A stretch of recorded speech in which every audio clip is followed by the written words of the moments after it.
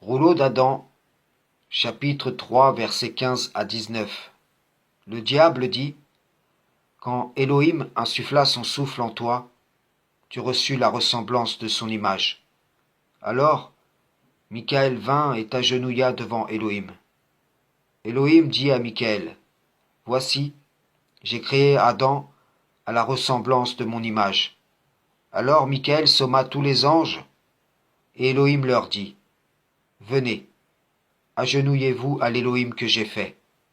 Michaël s'inclina le premier, puis il m'appela et dit, toi aussi, agenouille-toi, Adam.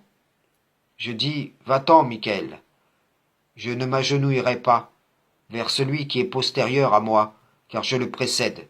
Pourquoi est-ce correct de m'agenouiller vers lui? La raison de cette lecture est que les faits rappelés dans le Coran sont en majorité déjà contenus en ce qui l'a précédé. Bien sûr, ce qui a précédé le Coran doit être étudié à la lumière de ce rappel béni, qui rassemble en lui la quintessence des révélations antérieures fractionnées en diverses parties. Le Coran apporte la meilleure des interprétations au sujet de ces faits, fruit de nombreuses divergences entre les gens du livre. Ici, l'image de la ressemblance du Tout-Puissant en Adam n'implique nullement qu'Adam ressemblerait à son Créateur. Nous savons qu'Allah ne ressemble à rien de ce qu'il a créé. Mais c'est simplement pour spécifier que Adam porte en lui le souffle du Tout-Puissant. Donc il est créé à l'image de la ressemblance du Créateur, selon l'esprit, en opposition à l'image de la bête, de l'esprit de Satan le banni. Voilà pourquoi le Messie dira, celui qui m'a vu a vu le Père.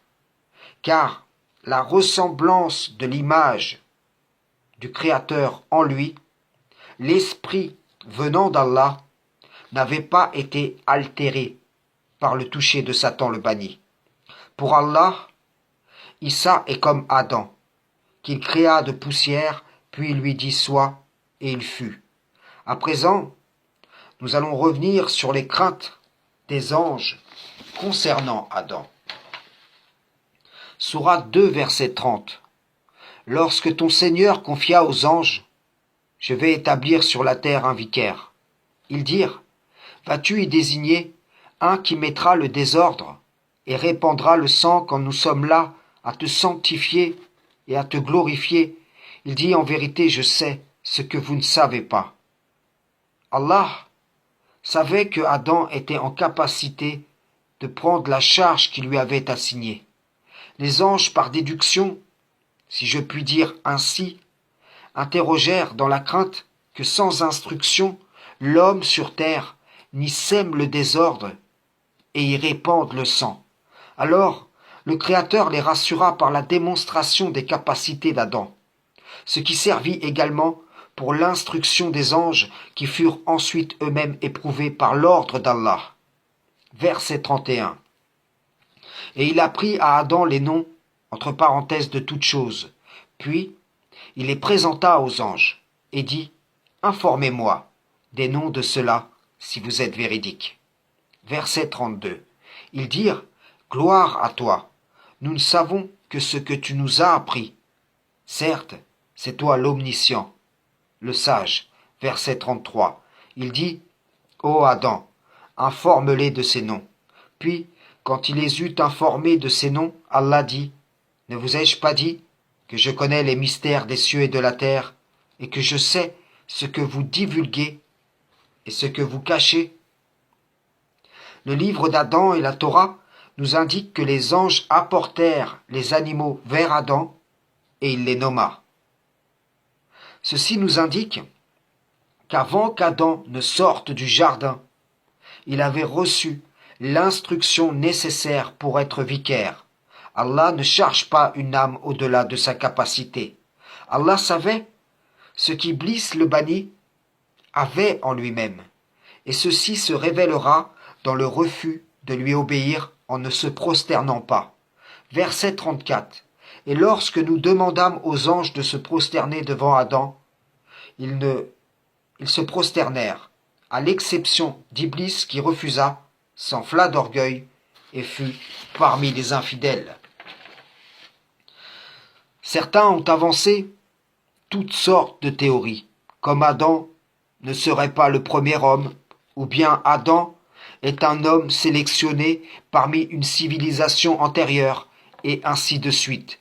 Mais en réalité, ce n'est pas que les anges savaient si oui ou non l'établissement de l'homme sur terre sèmera la corruption et répandra le sang.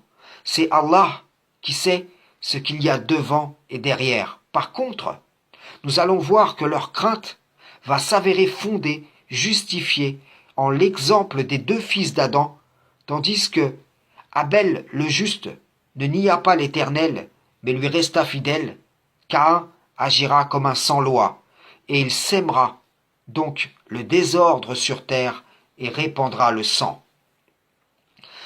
Sourate 5, versets 27 à 32. Et raconte-leur en toute vérité l'histoire des deux fils d'Adam. Les deux offrirent des sacrifices. Celui de l'un fut accepté et celui de l'autre ne le fut pas. Celui-ci dit, « Je te tuerai sûrement. » Allah n'accepte, dit l'autre, que de la part des pieux.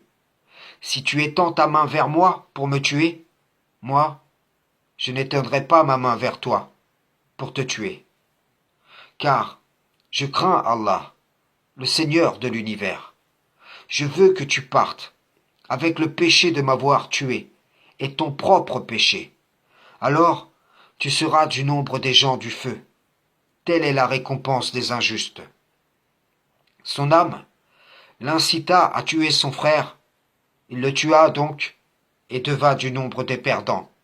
Puis Allah envoya un corbeau qui se mit à gratter la terre pour lui montrer comment ensevelir le cadavre de son frère. Il devint alors du nombre de ceux que ronge le remords.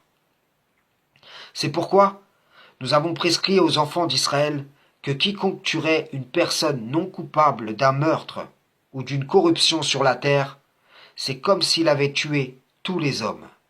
Et quiconque lui fait don de la vie, c'est comme s'il faisait don de la vie à tous les hommes. En effet, nos messagers sont venus à eux avec les preuves, et puis, voilà qu'en dépit de cela, beaucoup d'entre eux se mettent à commettre des excès sur la terre. Caïn fut pourtant averti, mais il n'écouta pas. Genèse chapitre 4. Le Seigneur dit à Caïn, « Pourquoi es-tu irrité? Pourquoi ce visage abattu? Si tu agis bien, ne relèveras-tu pas ton visage? Mais si tu n'agis pas bien, le péché est accroupi à ta porte, il est à l'affût, mais toi, tu dois le dominer. Frères et sœurs en islam, salam, shalom.